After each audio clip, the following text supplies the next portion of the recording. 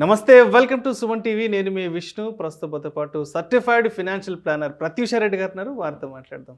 నమస్తే మేడం. నమస్తే అండి. ప్రత్యూష్ గారు, ఇప్పుడు మ్యూచువల్ ఫండ్స్ ఇన్వెస్ట్మెంట్ అనగానే అందరూ ఇక్కడ ఇండియాలోనే ఉండి ఇక్కడ ఇండియన్ మ్యూచువల్ ఫండ్స్లో ఇన్వెస్ట్ చేయడం అనుకుంటారు అందరూ. అందరం చేసేది కూడా అదే.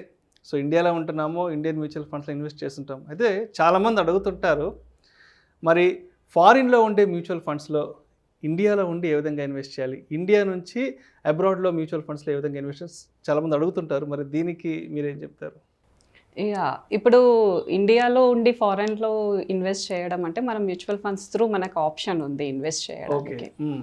అండ్ యాక్చువల్గా ఫారెన్లో ఎందుకు ఇన్వెస్ట్ చేయాలి అన్న క్వశ్చన్ కూడా వస్తుంది చాలా మందికి.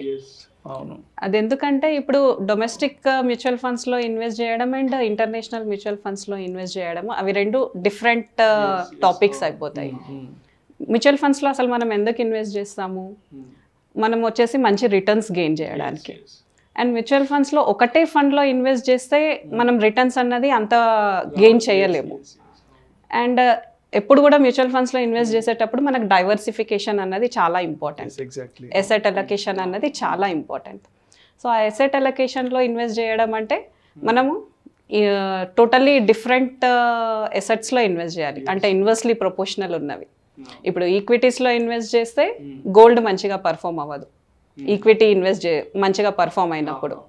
సో గోల్డ్లో మంచిగా పర్ఫామ్ చేసేటప్పుడు ఈక్విటీస్ మంచిగా పర్ఫామ్ చేయవు మనకి. సో అలా టోటలీ డిఫరెంట్లో ఇన్వెస్ట్ చేస్తే ఒకటి పర్ఫామ్ చేయకపోయినా ఇంకోటి మనకి రిటర్న్స్ ఇస్తూ ఉంటుంది. సో ఈ డొమెస్టిక్ అండ్ ఇంటర్నేషనల్ కూడా సేమ్ అలాగే, అవి కూడా సేమ్ ఇన్వర్స్గా వర్కౌట్ అవుతాయి మనకి.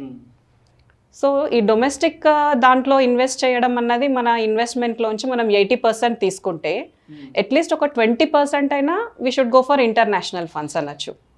టోటల్లీ ఇంటర్నేషనల్ మొత్తంగా కాకుండా మనం ఒక బ్యాలెన్స్డ్ రిటర్న్స్ ని మెయింటైన్ చేయాలి అంటే మనం మ్యూచువల్ ఫండ్స్ లో 80% పెట్టుకుంటే ఇండియన్ మ్యూచువల్ ఫండ్స్ లో you go for international mutual funds with 20%.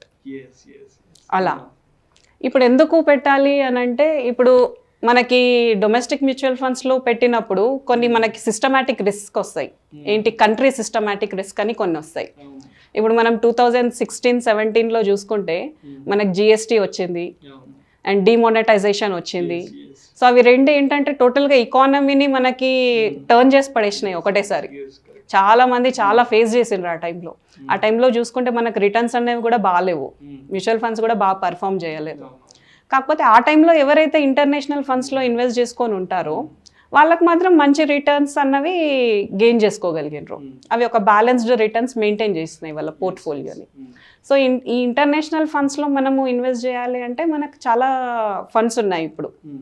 So fund of funds అంటారు. అంటే మనం డొమెస్టిక్ కంపెనీ మ్యూచువల్ ఫండ్స్లో ఇన్వెస్ట్ చేసినప్పుడు వాళ్ళు తీసుకెళ్ళి ఇంటర్నేషనల్ ఫండ్స్లో ఇన్వెస్ట్ చేస్తారు తర్వాత ఫండ్ ఆఫ్ ఫండ్స్లో. అండ్ యాక్టివ్ ఇంటర్నేషనల్ ఫండ్స్ ఉంటాయి. దాంట్లో ఏంటంటే డైరెక్ట్గా ఫండ్ మేనేజర్ అక్కడ స్టాక్స్లో ఇన్వెస్ట్ చేస్తాడు. డైరెక్ట్ అతను స్టాక్ సెలెక్ట్ చేసుకొని అక్కడే ఇన్వెస్ట్ చేస్తాడు స్టాక్స్లో. ఒక 5-6 స్టాక్స్ కానీ ఒక 30 స్టాక్స్ కానీ వాళ్ళ పోర్ట్ఫోలియోని బట్టి వాళ్ళు మేనేజ్ చేస్తారు దాన్ని. అండ్ నెక్స్ట్ వచ్చేసి మనకి ప్యాసివ్ వే ఆఫ్ ఇన్వెస్టింగ్ ఉంటుంది. దీంట్లో ఏంటంటే ఒకటే స్టాక్లో ఇన్వెస్ట్ చేస్తాడు ఫండ్ మేనేజర్, ఏదైనా సింగిల్ స్టాక్లో ఇంటర్నేషనల్ స్టాక్లో ఇన్వెస్ట్ చేస్తే ఏమవుతుంది, మన రిటర్న్స్ అన్నవి బ్యాలెన్స్ చేసుకుంటూ వెళ్తుంది అది. ఇప్పుడు మనం చూసుకుంటే ఒక అబ్రాడ్లో మనం యుఎస్ స్టాక్ మార్కెట్లో చూసుకుంటే గ్లోబల్ మార్కెట్స్కి ఒక 40% కాంట్రిబ్యూట్ చేస్తుంది యుఎస్ మార్కెట్. అండ్ వేరే డెవలప్డ్ మార్కెట్స్ చూసుకుంటే 80% కాంట్రిబ్యూట్ చేస్తున్నాయి. సో మనం ఏమవుతున్నాం, అవిట్లో ఇన్వెస్ట్ చేయకపోవడం వల్ల ఆ 40 and 80%ని మనం లాస్ అయిన వాళ్ళం అవుతున్నాం. సో ఎవరికైతే కెపాసిటీ ఉంటుందో మంచిగా ఇన్వెస్ట్ చేయాలి అండ్ రిటర్న్స్ మంచిగా గెయిన్ చేయాలి అన్న థాట్ ఉన్న వాళ్ళు ఇంటర్నేషనల్ ఫండ్స్ని చూస్ చేసుకుంటే వాళ్ళకి మంచి రిటర్న్స్ గెయిన్ చేసే అవకాశం ఉంటుంది ఫ్యూచర్లో. సో వాళ్ళకి ఏంటంటే ఎలాంటి సిస్టమాటిక్ రిస్క్ వచ్చిన కంట్రీలో they will be in a balanced way of returns. వాళ్ళకి డ్రాప్ అవ్వడం కానివ్వండి అలాంటి సిచ్యువేషన్స్ ఉండవు. సో అందుకే మనం ఇంటర్నేషనల్ ఫండ్స్లో ఇన్వెస్ట్ చేయడం అనేది చాలా ఇంపార్టెంట్ అయిపోతుంది ఇప్పుడు మ్యూచువల్ ఫండ్స్ ద్వారా.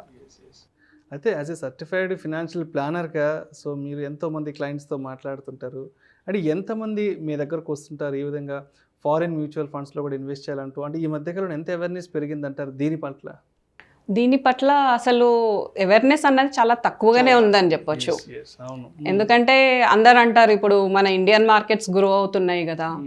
ఇప్పుడు మనకు కరోనా సిచ్యువేషన్ తర్వాతనే చూసుకుంటే చైనా ప్లస్ పాలసీ వచ్చింది. ఆ పాలసీలో ఏంటి, ఇండియన్ మార్కెట్స్ మంచిగా గ్రో అయ్యే ఛాన్సెస్ ఉన్నాయి, ఇండియాకి మంచి బెనిఫిట్స్ ఉన్నాయి అన్నట్టు.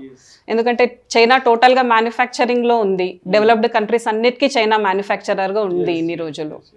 కానీ ఇప్పుడు ఏమైంది, అందరు ఇండియా వైపు చూస్తున్నారు వాటి కోసం. ఇండియా కూడా మంచిగా మనకు మ్యానుఫ్యాక్చరింగ్లో హెల్ప్ అవుతుంది అన్నట్టు. సో కొందరు అంటున్నారు ఇండియా కూడా గ్లోబల్ మార్కెట్స్లో గ్లోబల్గా ఎకానమీలో లీడర్ అయ్యే ఛాన్సెస్ ఉన్నాయి అని చెప్పేసి. సో ఏమైపోతుంది, ఇదంతా ఏంటి, ఒక క్లయింట్ కూర్చొని ఆలోచించే స్టేజ్లో ఉండడు. మనం చెప్తుంటే కూడా వాళ్ళకు అర్థం అవ్వదు. వాళ్ళు ఎక్స్పీరియన్స్ చేస్తే తప్ప ఇంటర్నేషనల్ ఫండ్స్లో ఇన్వెస్ట్ చేసి వాళ్ళు రిటర్న్స్ ఎక్స్పీరియన్స్ చేసినప్పుడే క్లయింట్ అన్నవాడికి ఒక థాట్ వస్తుంది, yeah this is also better option, we can go through it అని చెప్పేసి. సో క్లయింట్స్ అన్న వాళ్ళు they should try at least with 10%. ఇప్పుడు వాళ్ళు 90% ఇండియన్ మ్యూచువల్ ఫండ్స్లో పెడితే అట్లీస్ట్ ఒక 10% అన్న ఇంటర్నేషనల్ ఫండ్స్లో పెట్టడానికి ట్రై చేసి at least wait for 2 to 3 years what it is going to happen అని చెప్పేసి చూసుకుంటే వాళ్ళకి తెలుస్తుంది తర్వాత ఏం జరుగుతుంది, మనకు రిటర్న్స్ ఎలా వస్తున్నాయి అన్న ఆలోచన తెలిసి అప్పుడు they will go and they will suggest others also to invest in international mutual funds అని చెప్పొచ్చు. అయితే లాస్ట్ కోవిడ్ పాండమిక్ తర్వాత నుంచి ఇన్వెస్ట్మెంట్స్ పట్ల చాలామంది రియలైజ్ అయ్యారు, ఎంతో కొంత ఇన్వెస్ట్ చేయాలి, ఎంతో కొంత సేవింగ్స్లో పెట్టుకోవాలి అని. సో ఇన్వెస్ట్మెంట్స్ చేసే వాళ్ళకి రిటర్న్స్ పరంగా చూస్తే స్టాక్ మార్కెట్ బెటర్ అంటారా, లేదంటే మ్యూచువల్ ఫండ్స్ బెటర్ అంటారా? ఎందుకంటే స్టాక్ మార్కెట్ అనలిస్టులు ఏమో స్టాక్ మార్కెట్ బెటర్ అంటారు, మ్యూచువల్ ఫండ్స్ వాళ్ళు ఏమో మ్యూచువల్ ఫండ్స్ బెటర్ అంటారు. సో మీరేం చెప్తారు? యాక్చువల్గా స్టాక్ మార్కెట్ బెటరా మ్యూచువల్ ఫండ్స్ బెటరా అని అంటే అది క్లయింట్ రిస్క్ కెపాసిటీని బట్టి ఉంటుంది. క్లయింట్ ఎంత రిస్క్ తీసుకోగలిగే కెపాసిటీ ఉంది. ఇప్పుడు కొందరికి తక్కువ రిస్క్ తీసుకునే కెపాసిటీ ఉంటుంది, వాళ్ళు అంటారు మాకు రిటర్న్స్ తక్కువ వచ్చినా పర్లేదు కానీ మా డబ్బులు ఎక్కడికి పోకపోతే చాలు అన్న మెంటాలిటీతో ఉంటారు కొందరు. కొందరేమో ఓకే మా డబ్బులు పోయినా పర్లేదు మాకు రిటర్న్స్ ఎక్కువ వచ్చే ఆప్షన్స్ చెప్పండి అంటారు. సో ఈ రెండిట్లో ఇన్వెస్ట్మెంట్ అన్నది కూడా ఎప్పుడు క్లయింట్ మెంటాలిటీ పైనే డిపెండ్ అయి ఉంటుంది. టోటల్గా క్లయింట్ డిసైడ్ చేసుకోవాలి వాళ్ళు ఎక్కడికి వెళ్ళాలి అన్నది. Thank you so much Pratyusha గారు. ఇంటర్నేషనల్ మ్యూచువల్ ఫండ్స్లో కూడా ఏ విధంగా ఇన్వెస్ట్ చేయాలనే అంశం గురించి ప్రేక్షకులకు మీ విశ్లేషణ ద్వారా చాలా చక్కగా వచ్చారు. Thank you so much madam. Thanks అండి.